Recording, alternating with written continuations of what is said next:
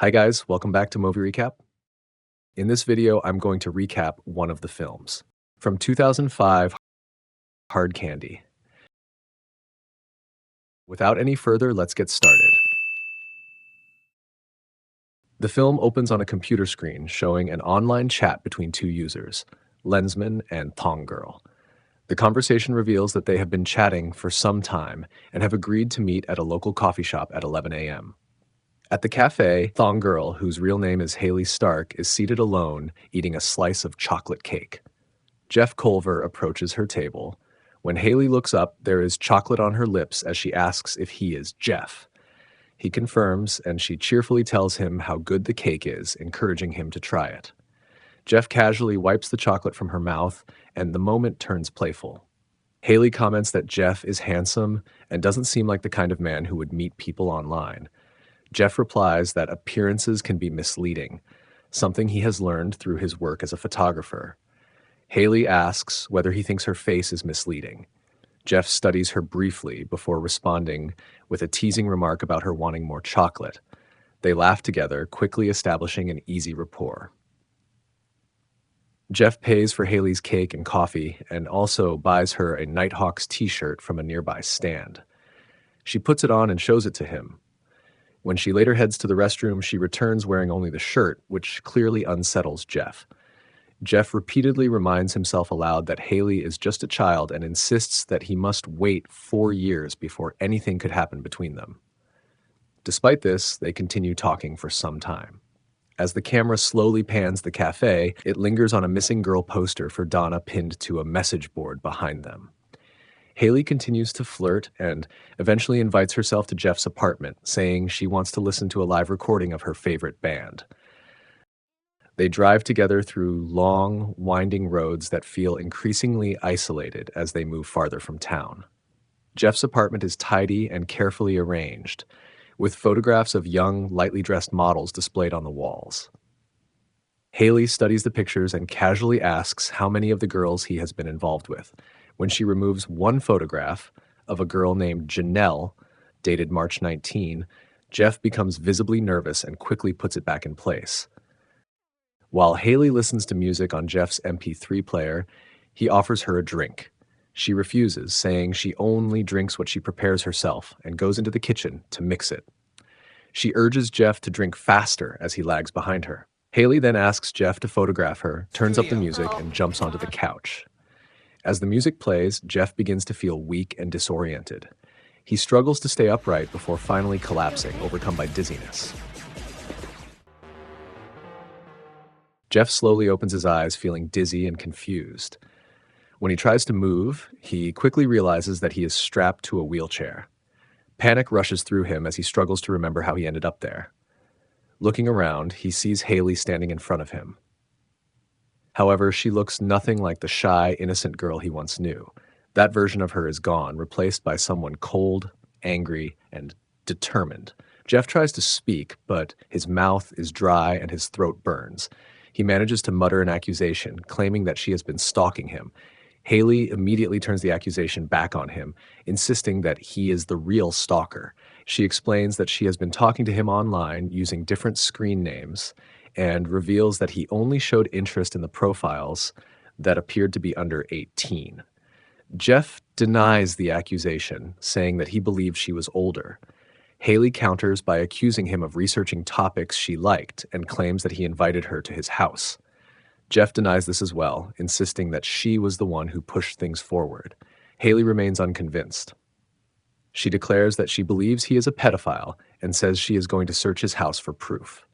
Jeff protests, but he is helpless, bound tightly to the wheelchair. What? As Haley searches the house, Jeff desperately tries to free himself, but the restraints do not budge. He listens to her moving through the other rooms, his heart racing with fear. When she finally returns, her expression gives nothing away, and he cannot tell what she is thinking. Although she finds nothing explicit, she grows suspicious when she notices that he does not even own any pornography. She discovers a gun hidden beneath his bed and tosses it onto the mattress.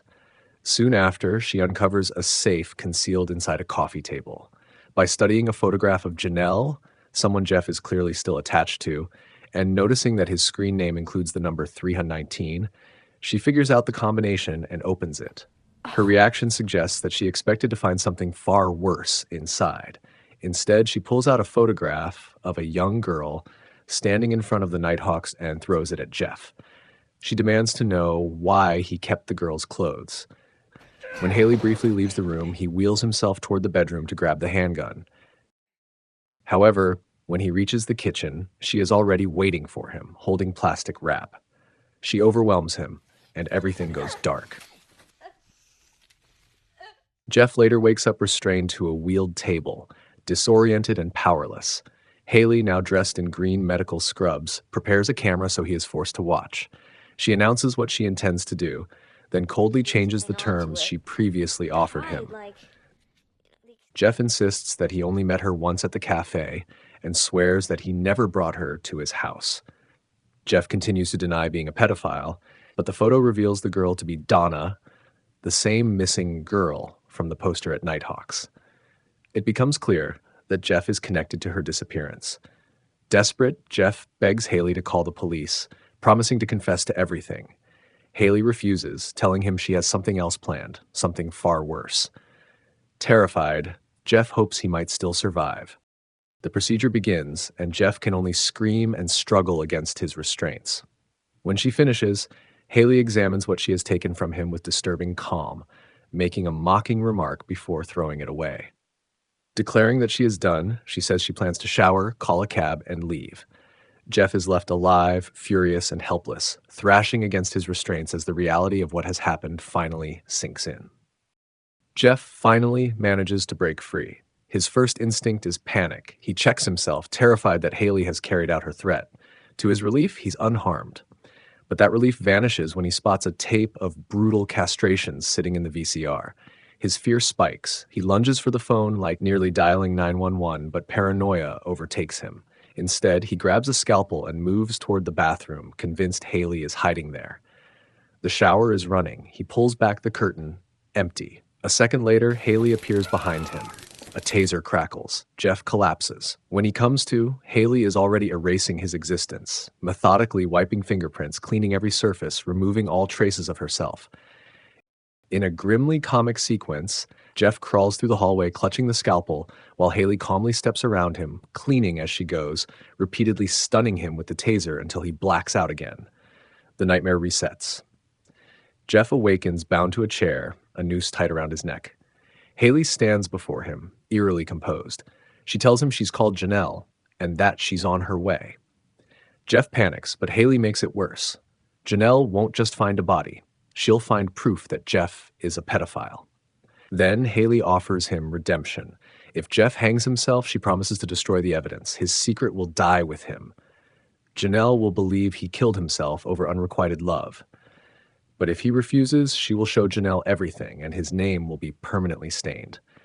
Jeff is horrified. Trapped between public ruin and death, he desperately searches for another way out. A knock interrupts them. A neighbor stops by, but Haley keeps her cool, pretending to be Jeff's niece. The neighbor grows suspicious after spotting Haley on the roof and asks what she's doing up there. Haley claims she's checking for a leak, but the neighbor quickly points out that it hasn't rained in weeks. The lie nearly exposes her. Haley bolts back inside before the questions continue. The distraction gives Jeff his chance. He breaks free and charges at Haley. She narrowly escapes, sprinting around the building to retrieve the rope, while Jeff arms himself with a knife. Now holding a gun, Haley corners him and repeats her offer, hang himself, and she'll erase everything. No one will ever know about the little girls. Desperate, Jeff confesses. He admits to watching Donna, photographing her, but insists he didn't kill her. He offers Haley a deal, the real killer's name in exchange for his life. Haley isn't interested. She calmly tells him she already knows who the killer was. Aaron, the same man who accused Jeff before hanging himself.